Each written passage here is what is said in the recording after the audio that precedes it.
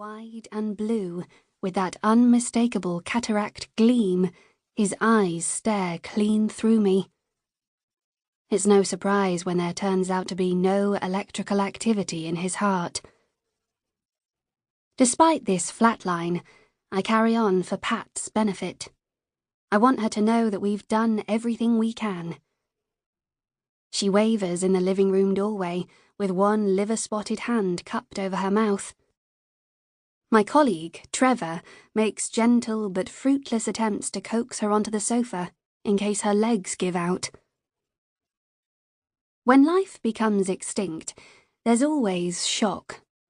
Makes no difference whether people deny the facts of mortality, or contemplate death on a regular basis, or even actively plan for death, right down to the grim nitty-gritty of graves and urns.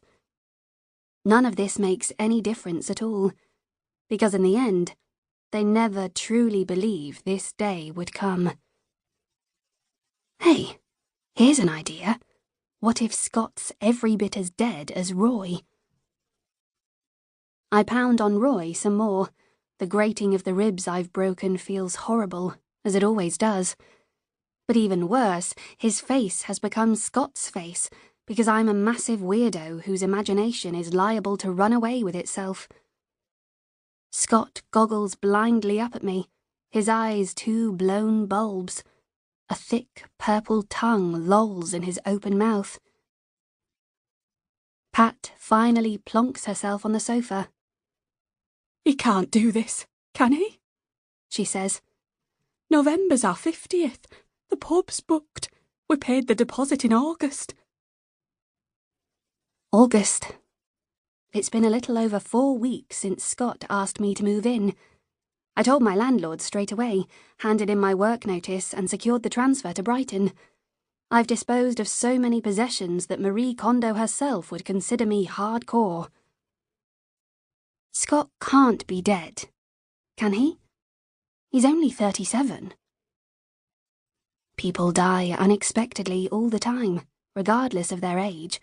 If anyone knows this, it's you. That's enough, brain. Any minute now, Scott will text me back, so I must get my head back in the game. I have to maintain laser focus on Pat, whose husband really has died from a cardiac arrest in his late 70s. Delivering one final compression to Roy's chest, I feel yet another rib crack. Reality regains its grip on my sight, and Scott's lifeless face becomes Roy's once again. Resting my backside against my heels, I swipe the back of one hand across my brow and claw at the collar of my shirt. This cheap polyester shit never gets any easier to work in. Joining Pat on the sofa, I hold her parchment paper hand, look her straight in the eye and say, "Pat, I'm afraid your husband has died. I'm so sorry for your loss." Pat studies Roy's corpse, which lies in the middle of the cramped living room where they've laughed, cried, watched TV and bitched at each other for so many years. "Pat, would you like Trevor and me to move Roy through to your bedroom and cover him up on the bed until the police arrive?" Her weathered face holds this frozen disappointment, like Roy's genuinely let her down by failing to last until the big anniversary. By having forfeit that piddling deposit. Everyone handles this in their own way. Hey, why not tell Pat she can hold the wake in that pub instead? I squeeze her hand. Your husband's moved on to a good place, sweetheart. Pat turns cold, appraising eyes on me. She says, "You don't believe that? I can tell." Then returns her attention to Roy. She's right, of course. Despite having seen countless people die, I've never once sensed their spectral essence coil out of them, destined for heaven, hell, Valhalla, or anywhere else.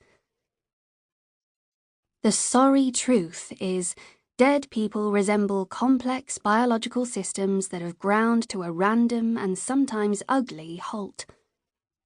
What we humans think of as our minds, it's all electricity.